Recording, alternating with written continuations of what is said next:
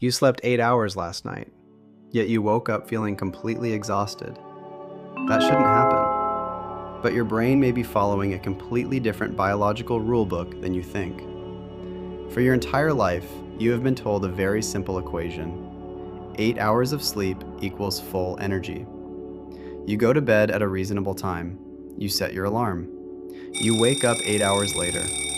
But instead of feeling refreshed, you feel like you were hit by a truck. Your eyes burn, your brain is foggy. You reach for coffee immediately. Why does this happen? Sleep science has completely shifted in the last decade. According to neuroscientists like Matthew Walker, time spent in bed is not the same as time spent repairing. Your brain does not just turn off when you close your eyes. It enters a highly active, complex biological cycle. This cycle has distinct stages: light sleep, deep sleep, and REM sleep. REM stands for rapid eye movement. This is when your brain processes emotions and memories. But the most critical stage for your physical energy is deep sleep. During deep sleep, your brain waves slow down dramatically.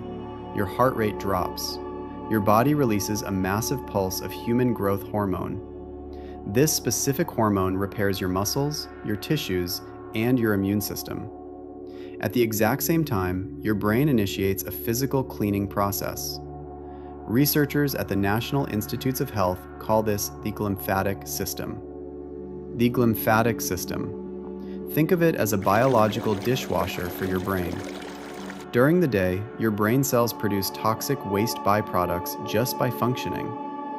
One of these toxins is called adenosine. Adenosine builds up inside your brain every single hour you are awake.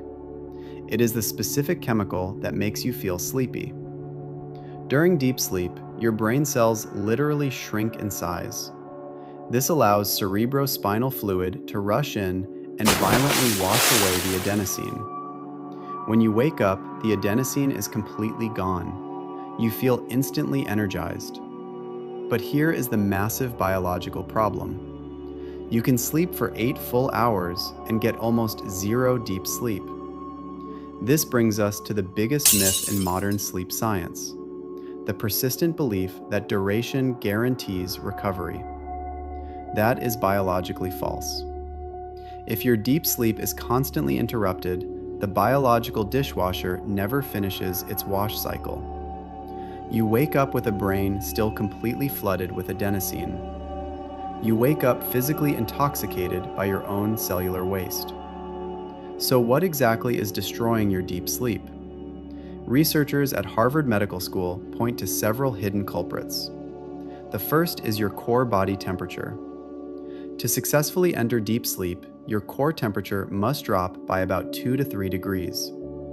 If your bedroom is too warm, or if you sleep under heavy, unbreathable blankets, your brain panics. It pulls you completely out of deep sleep to rapidly cool you down. You might not even wake up fully.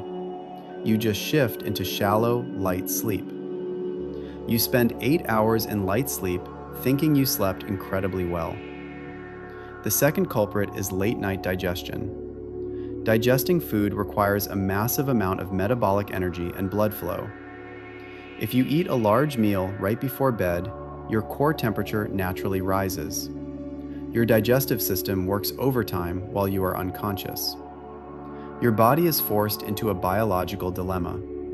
It must choose between digesting your food and repairing your brain. It always chooses digestion. Your deep sleep is entirely sacrificed. The third, and perhaps most destructive culprit, is alcohol. Many people use a glass of wine to fall asleep faster. It acts as a sedative. But sedation is not actual sleep. Clinical research shows that alcohol acts as a strict chemical blockade against deep sleep and REM sleep. Your brain is knocked out, but it is not recovering. The glymphatic system is completely shut down. You wake up 8 hours later with a brain full of unwashed toxins. So what exactly can you do tonight to fix this? How do you guarantee that your 8 hours actually restore your energy? First, drop the temperature of your bedroom immediately. Aim for 65 degrees Fahrenheit or about 18 degrees Celsius. Your bedroom should feel like a cool, dark cave. This sends a direct thermal signal to your brain that it is safe to enter deep sleep. Second, implement a strict fasting window before bed. Stop eating at least 3 hours before your head hits the pillow. Give your stomach ample time to empty. Let your core body temperature drop naturally. Do not force your body to digest heavy proteins and fats while it is trying to physically wash your brain. Third, manage your artificial light exposure. Your circadian rhythm is your body's internal 24-hour clock. It is controlled entirely by light. When you stare at a bright phone screen at 11 at night, blue light enters your eyes. This light tricks your brain into thinking the sun is still up in the sky. Your brain halts the production of melatonin. Melatonin is the specific hormone that signals your body to prepare for deep sleep. Without melatonin, your sleep cycles remain shallow, fragmented, and weak. Turn off overhead lights 2 hours before bed. Fourth, avoid caffeine after 2 in the afternoon. Caffeine works by physically blocking adenosine from binding to your brain's receptors. The fatigue is still there, you just cannot feel it. But caffeine has a quarter life of up to 12 hours. If you drink a cup of coffee at 4 in the afternoon, a quarter of that caffeine is still actively circulating in your brain at 4 in the morning. It will keep you bouncing nervously between light sleep and wakefulness all night long. Your body is an incredibly sophisticated recovery machine. It desperately wants to heal you. It wants you to wake up with relentless energy and a perfectly clear mind. But it absolutely needs the right biological environment to do its job. Health is not just about lying motionless in a dark room with your eyes closed for a specific amount of time.